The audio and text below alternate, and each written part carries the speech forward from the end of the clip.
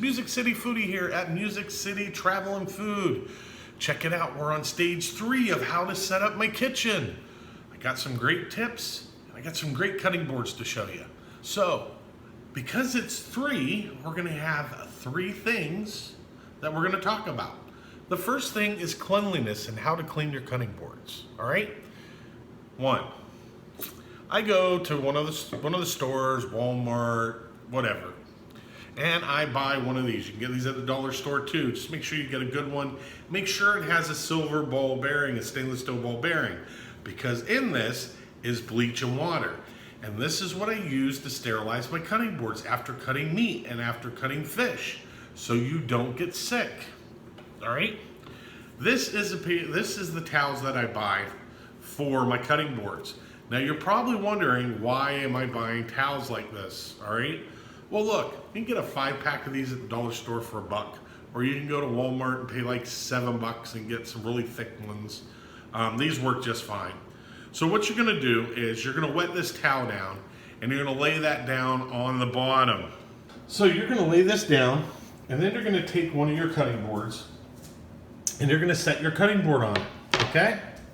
Now, look, it's not moving. Why? Because the water causes like a grab to it. So it grabs to whatever surface you're on. Now you take this out. Look at that. See how I'm moving all over the place? That's the reason why you use a towel underneath every cutting board that you use. Plus, it'll also stop you from losing these digits by an extra slit with a knife. You don't want to do that. You don't want to end up in the hospital. Now, the other thing I'll do is I'll spray it down, and I'll let it sit for about 5 minutes. And what'll happen is that bleach water will soak into the crevices and clean out all the bacteria that's in it. Then I take it, I rinse it, and then I wash it with soap and water. Let it dry and put it up. All right, so you found out how to take care of your cutting boards and how to make sure that they're sanitized correctly, and how to not lose these digits by using a simple cost of $1 can save you anywhere probably $15,000 operation on your finger, because you got to try to reattach it. You don't want to walk around like this. Look, no finger. Look, no finger.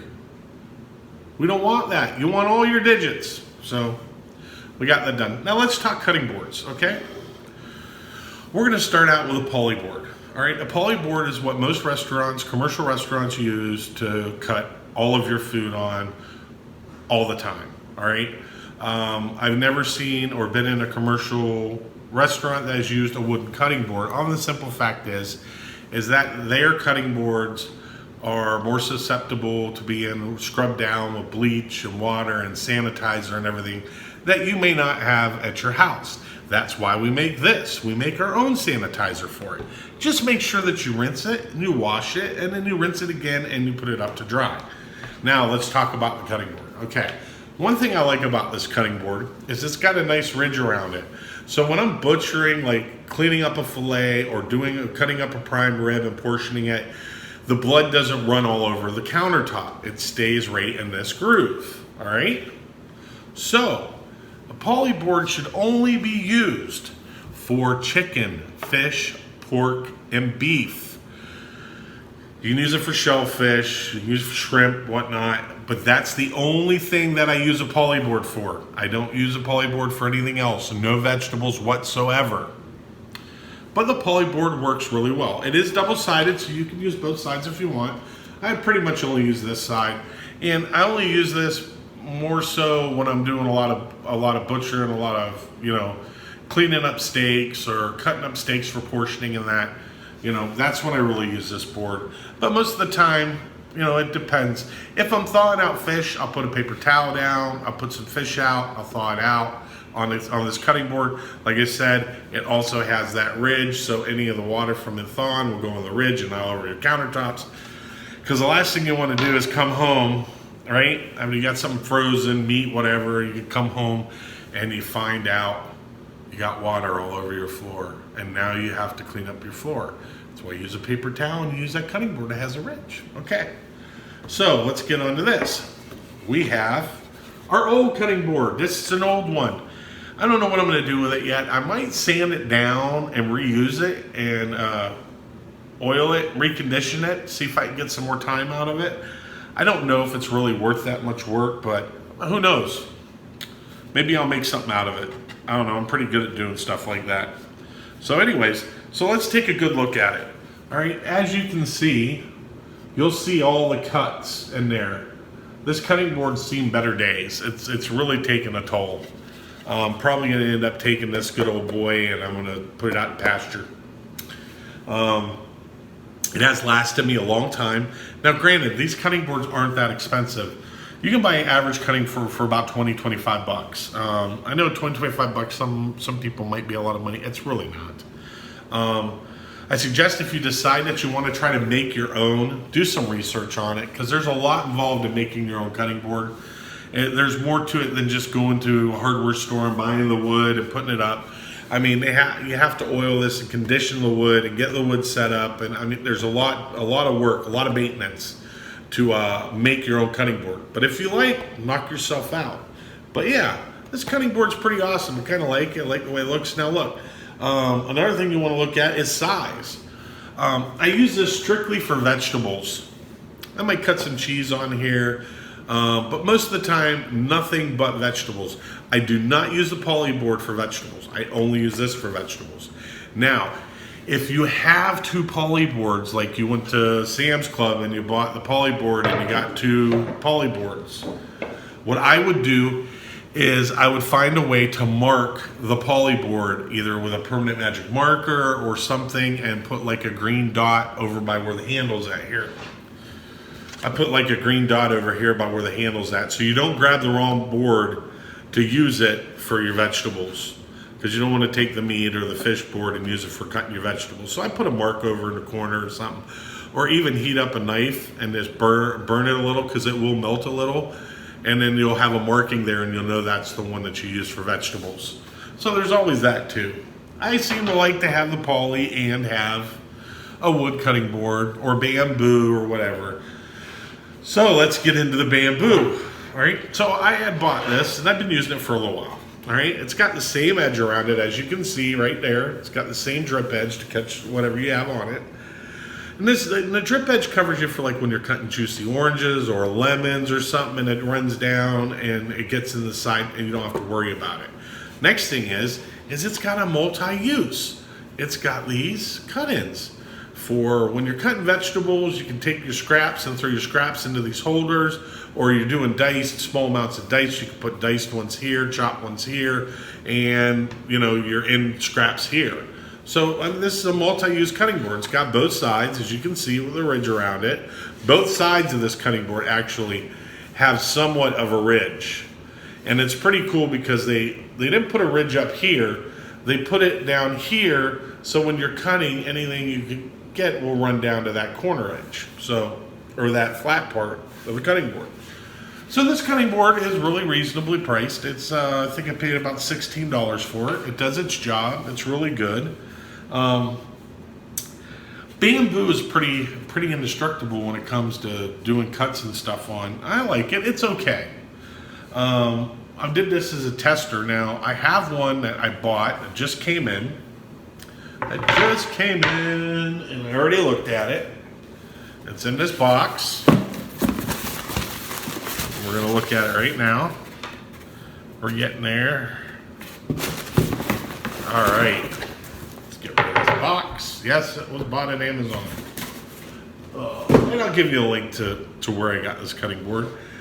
Now, as you all know, this was my old cutting board, Old Faithful. Old Faithful. It's going to be put out in pasture once I test this. I want to test this first because I'm not too sure about these boards. I don't know. I'm just really not too sure about these boards right now. I want to make sure. But here it is. This is the new board I got from Amazon. It's pretty cool. I kind of like the checkered effects, why I kind of bought it. It's got another full drip edge all the way around, as you can see.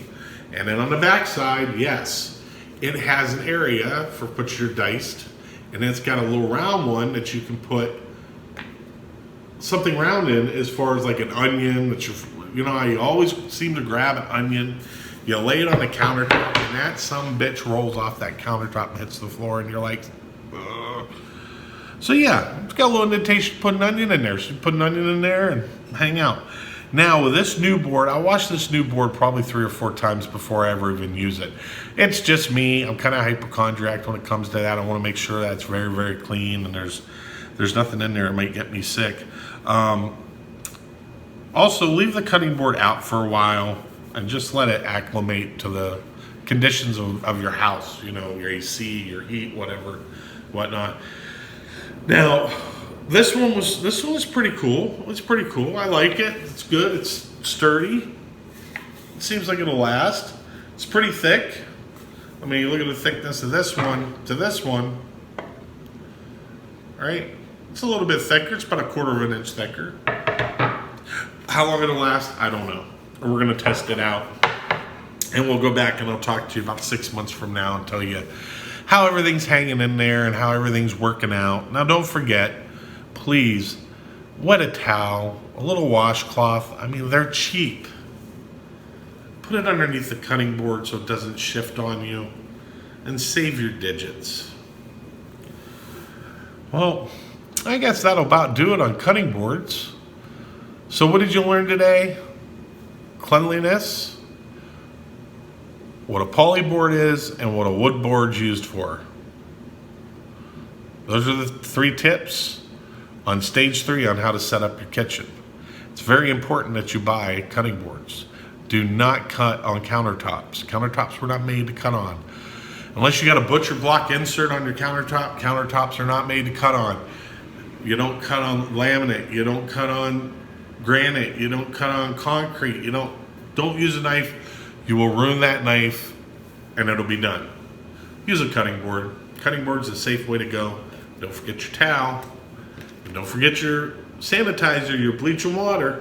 2 tablespoons of bleach to this whole thing filled up to the rim of water. That's what I use to sanitize everything, to make sure nobody gets sick. Because the last thing you want to do is get food poisoning, right? I know I don't want to get food poisoning. I hate food poisoning. I've had it once in my life.